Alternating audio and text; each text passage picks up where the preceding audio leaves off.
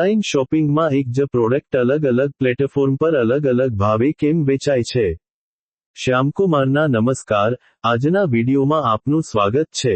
તો ચાલો આજે પણ મેળવીએ નવી જાણકારી, પણ ચેનલને સબસ્ક્રાઇબ કરવાનું ભૂલતા નહીં. ભાવમાં તફાવત માટેના મુખ્ય કારણો. વિક્રેતા અને નફાનું માર્જિન, સેલર અને પ્રોફિટ માર્જિન. દરેક ઓનલાઈન પ્લેટફોર્મ પર અલગ અલગ વિક્રેતાઓ, સેલર્સ પ્રોડક્ટ વેચતા હોય છે. દરેક વિક્રેતા પોતાની રીતે નફાનું માર્જિન, પ્રોફિટ માર્જિન નક્કી કરે છે. કોઈ 5% તો કોઈ 15% માર્જિન રાખે, તેથી ભાવ બદલાય છે. પ્લેટફોર્મ કમિશન અને ફી. પ્લેટફોર્મ કમિશન અને ફીસ. એમેઝોન, ફ્લિપકાર્ટ જેવી વેબસાઇટ્સ વિક્રેતાઓ પાસેથી તેમની સર્વિસ માટે કમિશન અને અન્ય ફી લે છે. આ કમિશન દરેક પ્લેટફોર્મનું અલગ હોય છે, જે અંતે પ્રોડક્ટના ભાવમાં ઉમેરાય છે. ખરીદીની કિંમત, પ્રોક્યોરમેન્ટ કોસ્ટ. કેટલાક પ્લેટફોર્મ અથવા તેના વિક્રેતાઓ વસ્તુઓ સીધી કંપની, મેન્યુફેક્ચરર પાસેથી જથ્થાબંધ, બલ્ક ભાવે ખરીદે છે, જેનાથી તેમને સસ્તી પડે છે.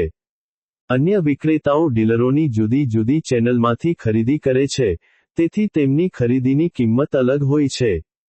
ઇન્વેન્ટરી અને સ્ટોક ક્લિયરન્સ. ઇન્વેન્ટરી અને સ્ટોક ક્લિયરન્સ. જ્યારે કોઈ વિક્રેતા પાસે વધારે સ્ટોક, એક્સેસ ઇન્વેન્ટરી હોય, ત્યારે તે ઝડપથી વેચવા માટે ભાવ ઘટાડે છે.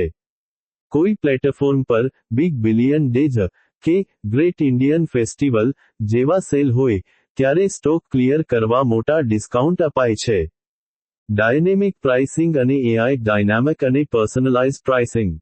ઘણા પ્લેટફોર્મ્સ એઆઈ, આર્ટિફિશિયલ ઇન્ટેલિજન્સનો ઉપયોગ કરે છે.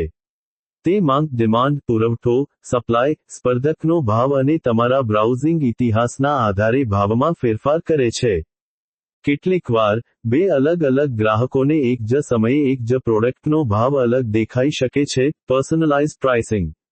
ડિલિવરી અને અન્ય ખર્ચ. શિપિંગ અને અધર કોસ્ટ્સ. દરેક પ્લેટફોર્મની ડિલિવરી ફી અને અન્ય ઓપરેશનલ ખર્ચ અલગ હોય છે, જે પ્રોડક્ટના અંતિમ ભાવમાં પ્રતિબિંબિત થાય છે.